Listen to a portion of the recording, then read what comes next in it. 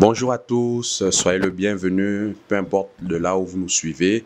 Alors, je suis Carl Lionel Banzé, fondateur de la librairie La Shekinah du Royaume. Alors, ce soir encore, nous recevons un invité spécial, un auteur qui viendra encore nous présenter sa personne, qui elle est, qu'est-ce qu'elle fait. Et je peux déjà vous dire que c'est une dame mariée qui écrit et qui a une histoire passionnante et inspirante. Alors, sans plus tarder, nous allons vous la présenter. Bonjour, Madame Ange. Bonjour, Alors, comment allez-vous? je vais très bien, merci. Et vous? Ça va aussi. Merci de nous recevoir ici à Casablanca, chez vous. C'est un plaisir. Le plaisir est partagé. Alors, Madame Ange, si vous devez vous présenter de façon succincte, qui êtes-vous? Pour ceux qui ne vous connaissent pas. Alors, bonjour à tous. Je m'appelle Ange Mbina. J'écris, je chante. Je suis sur presque tous les réseaux, d'accord. Et en dehors de ça, je suis aussi entrepreneur, je veux dire. Et je fais dans les cheveux. Je m'occupe des cheveux naturels. Et en dehors de ça, je suis aussi mariée à un homme de Dieu qui est le prophète Jérémie Mbina. Et je suis très heureuse de présenter mon ouvrage ici ce soir. OK. Madame Ange, merci encore. Alors, vous savez que ce soir, nous sommes dans le cadre d'un partenariat entre la librairie La Shekinah du Royaume et vous-même. Euh, Déjà, est-ce que vous pouvez un peu nous parler de votre histoire avec la lecture, comment ça a commencé, sachant aussi que peut-être ceux qui nous suivent ont aussi du mal à lire, ont peut-être eu à rencontrer des difficultés au niveau de la lecture, et votre histoire pourra peut-être apporter un plus. Ah, ok, d'accord. Déjà, moi, depuis mon plus jeune âge, j'ai toujours aimé lire. J'ai toujours aimé lire. Et parfois, je me cachais dans des endroits peu conventionnels pour commencer à lire. Je pourrais passer des heures aux toilettes ou dans ma chambre juste pour lire. Mais à partir d'un certain âge, ça a changé. Je ne sais pas trop pourquoi. Et pendant ma vie d'adulte, je lisais pas beaucoup. J'étais plus concentrée sur l'école, on va dire, ce qui n'est pas mauvais en soi. Mais voilà, je lisais pas vraiment des livres, des romans et tout ça. C'est quand j'ai vraiment rencontré le Seigneur et que j'avais soif de sa parole et j'avais soif de connaître plus, en fait, sur lui. Et j'ai commencé à lire des livres et à lire la Bible. C'est là où le goût de la lecture a recommencé et j'ai vu tous les bienfaits que ça m'a apporté. Alors, par rapport à cela, vous avez dit dans votre intervention que c'est en méditant la parole que vous avez eu aussi cette envie de lire. Du coup, comment s'est passée la transition de passer de simple lectrice à maintenant devenir une écrivaine qui peut bénir et édifier d'autres personnes? C'est une histoire rocambolesque, comme on dit, parce que jamais je n'aurais imaginé écrire. Je suis de formation scientifique. Voilà, toutes mes études ont été plus portées sur la science et dans ma maison, c'est un peu le cas de tout le monde. Mon père, ma mère, mes frères, mes sœurs, on est tous scientifiques. Donc la lecture, l'écriture, c'est pas vraiment quelque chose qui est naturel chez nous. Donc mon mari, qui était mon ami à l'époque, qui est prophète, a prophétisé sur moi et il a dit qu'il me voyait en train de voir des livres, en train d'écrire des livres, je veux dire. Et à partir de là, je me suis dit, bon, jamais je ne me suis vue faire cette chose-là, mais si le Seigneur a parlé, c'est qu'il y a quelque chose quelque part. Et ce qui est drôle, c'est que moi-même, j'avais oublié que, étant au lycée, j'étais beaucoup dans des clubs de slam, j'écrivais des poèmes, j'écrivais vraiment presque tout le temps. Donc, c'était complètement sorti de ma tête. Donc, c'est à partir de cette prophétie-là que je m'intéresse maintenant à l'écriture. Et au début, c'était vraiment un désastre. C'était un désastre. Je ne comprenais pas ce que je devais faire, ce que je voulais dire. Mais en 2020, pendant le confinement, j'ai reçu en songe ce rêve, ce livre, on va dire une scène, voilà, de ce livre. Et à partir de là, quand j'ai commencé à écrire, c'est comme si quand j'écrivais, les détails venaient au fur et à mesure, au fur et à mesure. À chaque fois que je méditais sur le rêve que j'avais fait, que j'écrivais dessus, il y avait des détails sur les personnages et vraiment le Saint-Esprit m'a coaché tout le long de l'écriture de ce livre et de l'écriture des prochains livres à venir. Alors, par rapport à ce que vous venez de dire, l'inspiration peut venir de diverses manières. Donc, vous aussi, laissez-vous conduire, laissez-vous inspirer. Il y a du potentiel en vous et cela peut se terminer par un livre. Est-ce que, Madame Bina, vous pouvez nous présenter votre ouvrage, si c'est possible? Ok, d'accord. Alors, c'est un roman chrétien. Le personnage principal, on va dire l'un des personnages principaux, c'est Jésus lui-même. Donc, il est dans ce livre. Il apparaît physiquement dans ce livre. Et ce que je peux dire, c'est que c'est une manière différente de vivre Jésus dans les temps modernes. Parce que il est un personnage, comme j'ai dit, dans l'histoire. Il n'est pas vague. Ce n'est pas quelqu'un que juste une seule personne voit. Tout le monde le voit. Et à travers cette histoire, j'ai voulu montrer que c'est possible de vivre Jésus de manière réelle dans les situations qu'on traverse dans la vie.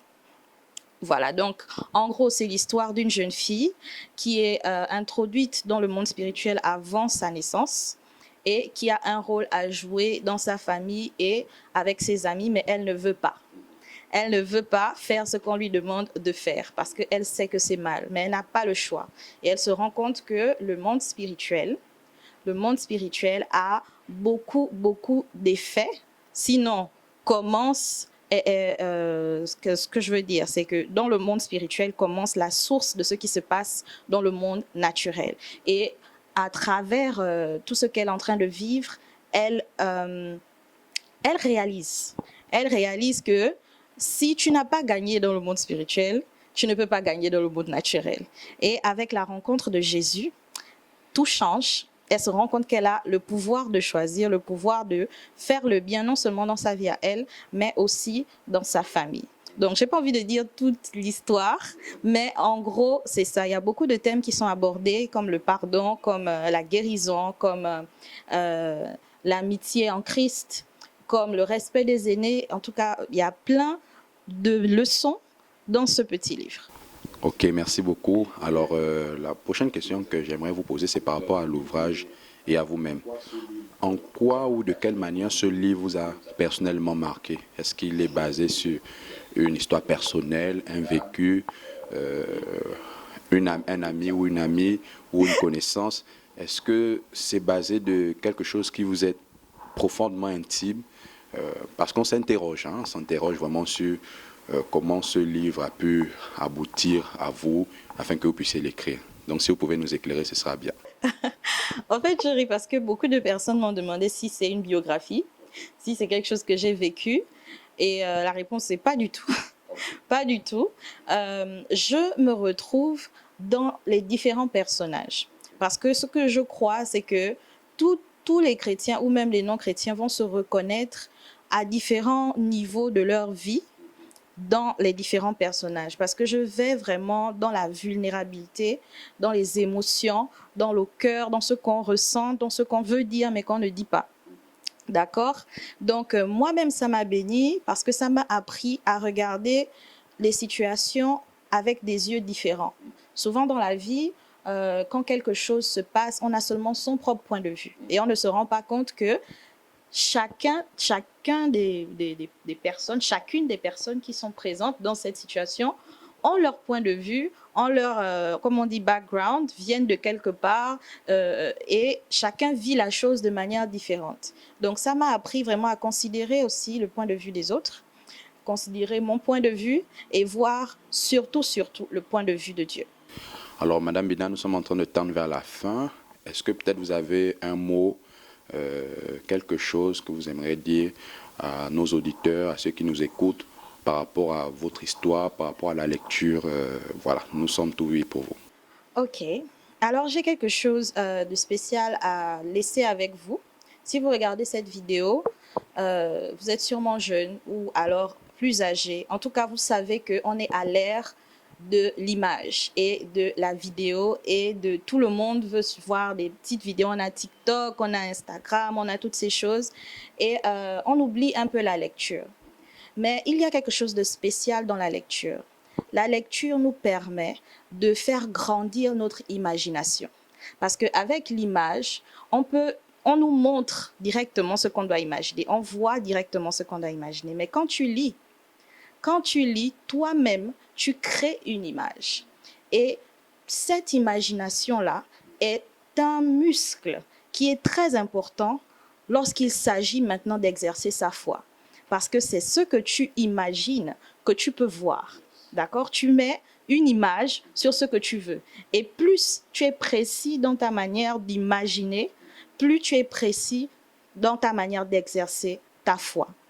Et quand tu exerces ta foi, qu'est-ce qu'on a? On a tout ce qu'on veut parce que c'est par la foi que le Seigneur agit dans nos vies. Donc c'est très important de lire, c'est très important d'exercer son imagination, c'est très important de créer des images avec son imagination. Donc, je vous encourage à lire, je vous encourage à découvrir mon livre, à découvrir les différents livres qui sont dans la Shekinah du Royaume et bien d'autres librairies. Ne vous privez pas de ce privilège. Alors, Madame Bina, en tant que femme, auteur, entrepreneur, quel message voudriez-vous adresser à toutes ces femmes de par le monde pour qu'elles aussi elles puissent s'affirmer dans les divers domaines de leur vie, notamment dans la lecture et l'écriture? Dans la lecture, dans l'écriture et dans tous les domaines, déjà être une femme, moi je considère ça comme un privilège. Beaucoup pensent que c'est un fardeau ou que c'est un handicap. Moi, je pense que c'est un privilège et que être un homme aussi, c'est un privilège. Je pense que le Seigneur nous a mis comme il nous a mis et où il nous a mis pour une raison. Et si tu es une femme, c'est qu'en tant que femme, tu as un rôle à jouer, quel que soit le domaine où tu t'exprimes, quel que soit le domaine où tu exploses, explose. Exprime-toi à fond parce que le Seigneur a besoin de toi, le monde a besoin de voir le Seigneur à travers toi. Être une femme, ce n'est pas un handicap, mais c'est sûrement un avantage que le Seigneur a utilisé pour te mettre où tu es. Donc, le Seigneur n'est pas quelqu'un qui investit n'importe comment ou il ne réfléchit pas avant de faire les choses. Sûrement, la manière dont il t'a fait, c'est pour une raison. Exprime-toi et utilise ce que tu as pour faire le meilleur où tu es. Merci à tous de nous avoir suivis et d'avoir été des nôtres ce soir. Merci aussi à vous, Madame Ange. Nous sommes vraiment ravis de la collaboration que nous avons initiée ensemble. Quant à vous, à nous retrouver pour une nouvelle session d'interview, certainement avec un nouvel auteur ou écrivain. N'oubliez pas de vous abonner sur nos différentes plateformes, de liker, de partager et de commenter. À la prochaine.